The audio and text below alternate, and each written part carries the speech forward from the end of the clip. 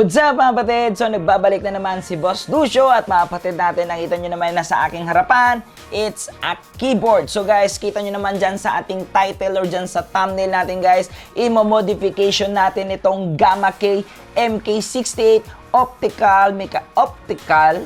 mechanical keyboard. Guys, nalilito ako, pero mga kapatid natin kasi this is optical switches, pero hindi ko alam ba't tinatawag pa rin siyang mechanical keyboard, no guys? Pero sige, mechanical keyboard pa rin. So, imo-mods natin siya. Fully mods, mga kapatid. It's a tape, foam, lube, keycaps, mga kapatid, papalitan talaga natin lahat sa kanya. So, sa mga nagtatanong saan ko ito nabili, actually hindi ko ito nabili. Binigay sa atin to ni Ninong Banggood.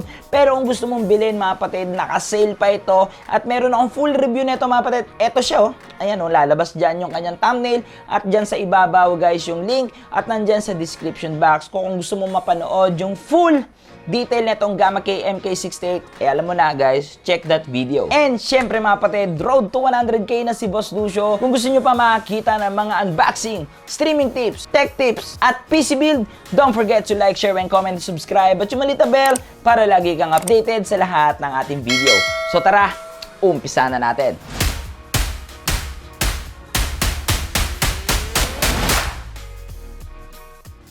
So gusto ko rin kayong i-inform guys na marami tayong babaguhin dito sa ating channel ngayong 2022.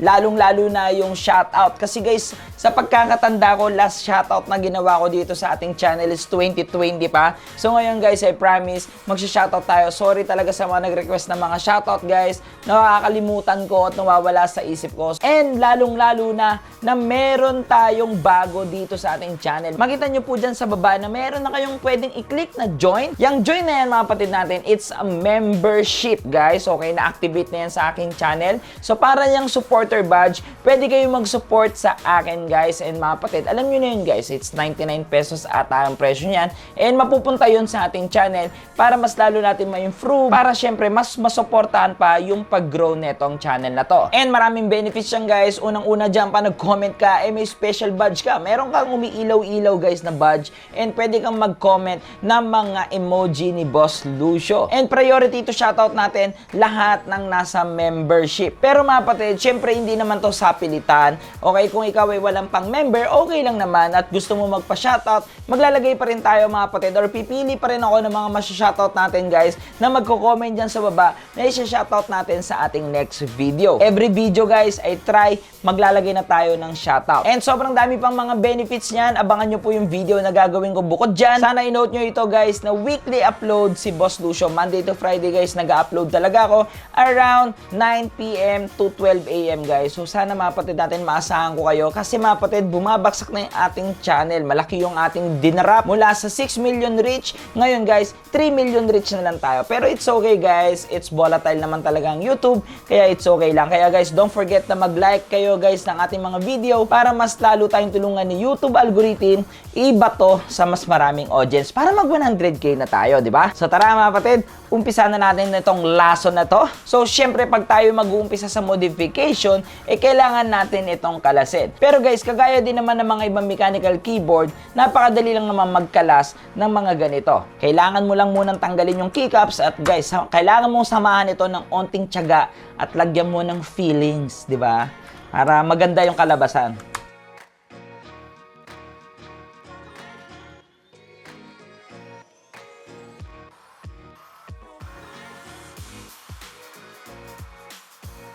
So yan, kalas na siya mga kapatid natin. And guys, nakita nyo naman na yung switch na meron dito sa Gamma K MK68 is a yellow Gateron or Gateron yellow. And mga kapatid natin, ito yung downside ng optical switches. 7 lang yung pwede mong pagpilian. 7 or 8 guys. Pero mga kapatid natin, not unlike sa mga mechanical switches guys na 3-pin, marami kang pwedeng pagpilian guys na iba't ibang brand, iba't ibang color guys, iba't ibang mga kung ano-ano. Pero dito sa optical switch guys, ilan lang sila. So sana dumami rin yung mga optical switch kasi alam kong marami ang gumagamit ng mga mechanical keyboard guys na naka-optical switches. So mga kapatid, pakinggan nyo po yung stock typing sound test netong Gateron Yellow stock.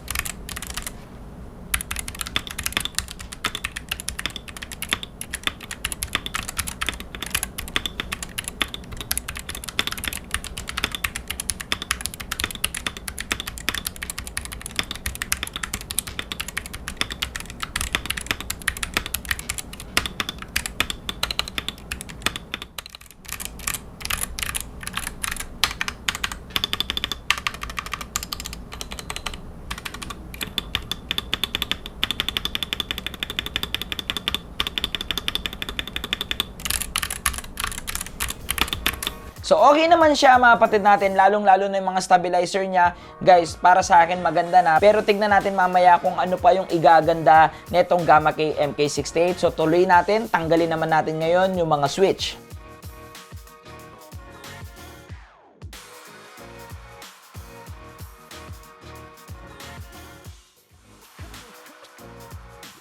So guys, ito yung pinagkaiba ng mga wireless mechanical keyboard sa wired mechanical keyboard guys. So yung PCB lang talaga guys yung nandito at guys, blanco na po yung laman nung kanyang base. And mas madali siyang i-modification at mas madali siyang baklasin. So unang-una sa modification natin guys, itong EVA foam. So ilalagay natin dito sa base at susukatin lang natin guys ng sakto sa kanya.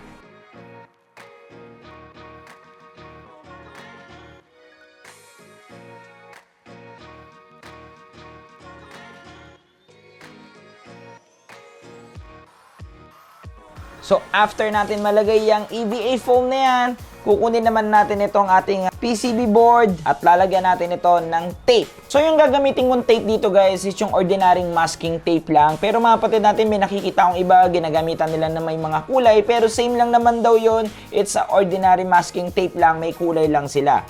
Kaya kung kayo nagtitipid, pwedeng-pwede na ito.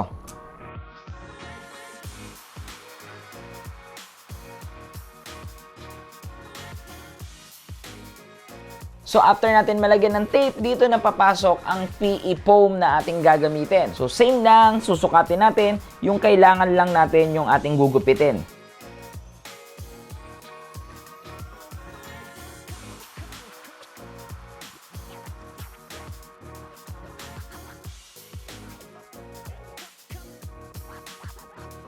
So, pag okay na, nasukat mo na yung PE foam at nakat mo na yung mga gusto mong ikat, so, ilagay mo lang siya dyan.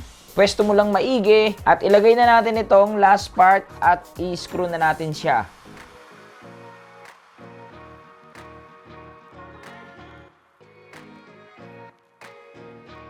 And after that, mga kapatid, yung stabilizer na yung ating aayusin. Pero mga kapatid natin, sad to say, hindi dumating yung aking mga in-order na grease para sa stabilizer. So, ang gagawin ko na lang ngayon sa stabilizer, guys, iingatan ko yung stock grease na meron siya at ikiklip na lang natin at lalagyan natin ng band-aid. Gusto ko sana talaga siyang kalasin, mga kapatid natin, pero yun nga, masasayang kasi wala tayo ng dielectric grease and hindi rin dumating yung aking wire cutter. So, guys, nail cutter ang ating gagamitin.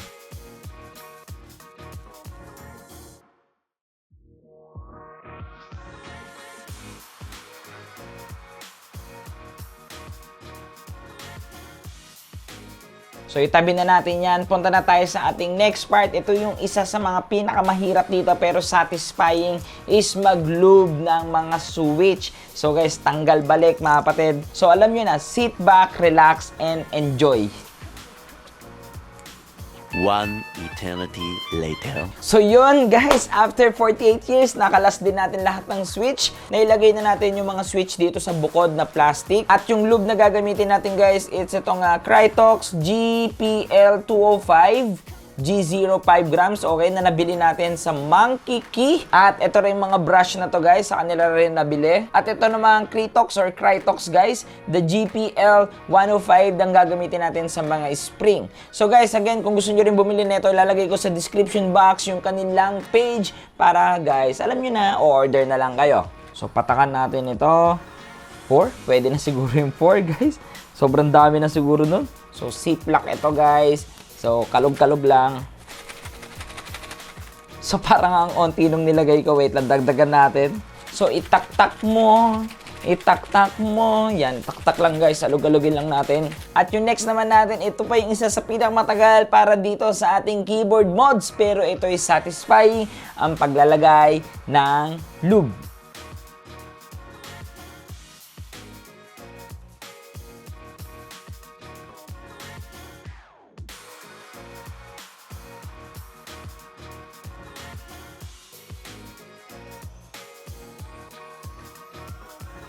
One eternity later.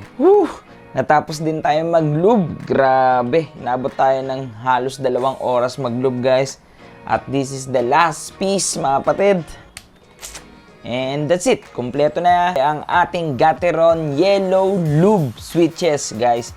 Okay? So ngayon, yung next natin, ito yung isa sa mga paborito ko pagdating sa pagmomods ng ating mga keyboard. Ang pagpapalit ng mga magagandang keycaps. So mga kapatid natin, itong keycaps na to ay nabili ko sa Mygel Keybs, guys. Nasa Facebook Marketplace ko lang din siya nakilala, pero mga kapatid, doon na ako lagi sa kanya bumibili. Lalagay ko na lang po sa description box yung kanyang page para kung gusto mong bumili, alam mo na yan. Okay? So yung ating binili na keycaps dito, it's Gundam set, okay? So mga kapatid natin, medyo pricey itong keycaps na to kasi ito'y original na XDA or real XDA profile keycaps and PBT siya. Kasi maraming mga clone daw na mga XDA. Pero guys, ito nga, real daw siya. Tsaka mga kapatid natin, solid talaga yung keycaps, guys. So ang kapal, oh. PBT siya. So makikita naman natin, para siyang tiles, ganun siya. So ikabit na natin to. So, yan na mga kapatid natin, buo na yung ating Gundam colorway dito na mechanical keyboard. Again, this is the MK68. Napakalayo na ng itsura niya doon sa kanina. So, ngayon mga kapatid, ito na ang expectation versus reality. So, ito ang ating typing sound test ng stock at netong na mods na natin.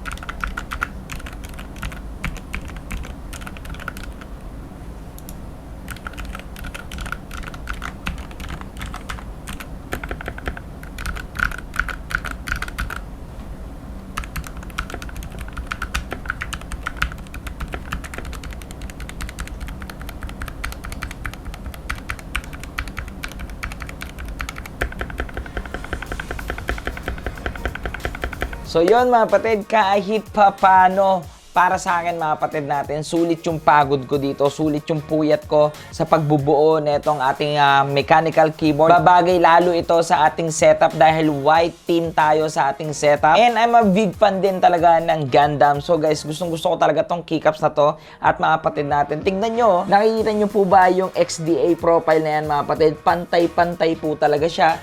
So guys, kaya po medyo pricey lang siya. So ang total lahat na nagastos ko dito guys, labas natin yung keyboard guys, at syempre mga kapatid yung mga screwdriver and everything. Ang aking nagastos dito, it's around 2,500 pesos. So yung nagpamahal lang dyan mga kapatid natin, it's yung keycaps. Kasi yung keycaps natin, it's 1,800 pesos. Kasi nga mga kapatid natin, solid naman at talagang napakaganda ng quality. Pagdating naman doon sa ating typing sound test, hindi na ako nag-expect na masyadong tacky dahil mga kapatid natin, Gateron Yellow yung ating gamit. At guys, nilub lang natin siya kahit paano mga kapatid, naging silent at mas naging swabe yung tunog niya. So para sa akin mga kapatid, wala nang sabit. At para naman sa stabilizer natin dito, medyo bitin pa ako ng onte kasi nga mga kapatid natin, wala tayong band-aid talaga. At guys, wala ako nung dielectric grease. So mga kapatid natin, feeling ko kung meron yon, tapos ang usapan dito sa ating mga stabilizer. Sa mga nagpaplano rin mag-mods ng kanilang mga keyboards guys, okay? Nasa description box yung mga contact na napagbilan ko dyan sa Facebook Marketplace. Okay guys, legit yan. Ako na magagarantor sa inyo mga kapatid natin. Okay na okay yung kausap. Sa mga professional dyan or sa mga mas matatagal na sa keyboard enthusiast, baka naman mga kapatid may mali akong nagawa dito sa video na to, pwede nyo i-comment dyan sa baba. Siyempre mga kapatid natin, babasahin ko yun at pupusuan at para sa akin din yon. Kasi mga kapatid, lason na talaga ako dito sa mechanical keyboard customization or modification. So yun lang guys, don't forget to like, share, and comment, and subscribe para makakita pa kayo ng maraming keyboard modification unboxing, tech review, streaming tips, at PC build para makapatid natin, especially mag 100k na rin tayo guys. Ha, huwag niyo pong kalimutan yan. I'm Luis D. Orteves, aka Bosso, ang inyong stream coach para sa inyong mga stream and tech problem. Happy streaming!